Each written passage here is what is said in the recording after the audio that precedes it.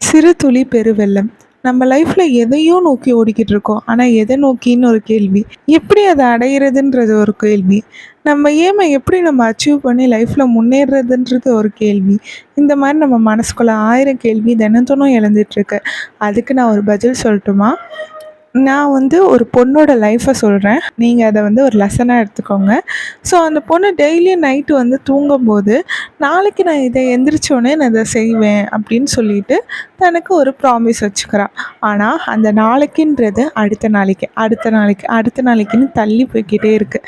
ஒரு நாள் அவளோட டீச்சர் வந்துட்டு அவள்ட்ட ஒரு சிம்பிளான விஷயத்த சொல்றாங்க. "ஒரு நாள்ல உன் லைஃப் சேஞ்ச் ஆயிரும்ன்றத நீ எதிர்பார்க்காத. நீ இன்னைக்கு ஒரு ஹேபிட்ட ஆரம்பிச்ச அப்படின்னா, அத ரிப்பீட் பண்ண அப்படின்னா, உன் லைஃப் பின்னாடி நல்லா சேஞ்ச் ஆகும்." அப்படின்றத சொல்லியிருக்காரு. இது எல்லாம் நம்மளுக்கே தெரியும். ஸோ எப்படி நம்ம வந்து அத அச்சீவ் பண்றது? ஒரு நாள் 6 மணிக்கு எந்திரிச்சா போதுமா? ஒரு நாள் 5 மணிக்கு எந்திரிச்சா போதுமா? நம்மளுக்கு அடுத்த நாள் உடம்பு ரொம்ப டயர்ட் ஆயிரும். ஸோ எப்போதுமே நம்ம ஒரு நாள்ல பெரிய ஆளா வந்துரணும். ஒரு வாரம் நம்ம கஷ்டப்பட்டோமே, அதுக்கு எந்த சேஞ்சஸுமே இல்லையே, அப்படின்ற தாட் நமக்குள்ள இருக்கவே கூடாது. டெய்லியும் ஒரு இப்போ 10:00 எந்திரிக்கிற பெர்சனா இருந்தீங்க அப்படின்னா, ஒரு 9:30க்கு எந்திரிங்க. அடுத்த நாள் ஒரு 9:00 எந்திரிங்க. இந்த மாரி உங்களோட ரொட்டீன நீங்க நல்ல விதமா மாத்திக்கிட்டே வாங்க. டெய்லியும் ஒரு சின்ன சின்ன சேஞ்சஸ் நீங்க எந்திரிச்ச டைம்ல இந்த 30 மினிட்ஸ் டைமில் கொஞ்சம் ரீட் பண்ணுங்கள். ஒரு நல்ல ஒரு ஸ்கில்ல வளர்த்துக்கோங்க. உங்களோட ஐடியாஸை ஒர்க் அவுட் பண்ணி பாருங்கள்.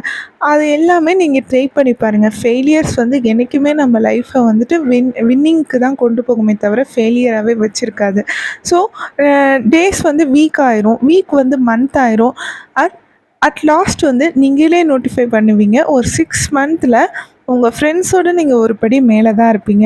1 இயரில் உங்கள்கிட்ட எல்லா பீப்புளும் நீ எப்படி இவ்வளோ ஃபோக்கஸ்டாக இருக்க, இவ்வளோ ஸ்கில்டாக இருக்க, இவ்வளோ கான்ஃபிடென்ட்டாக இருக்கன்னு உங்கள்கிட்ட கேள்வி கேட்க தான் போகிறாங்க.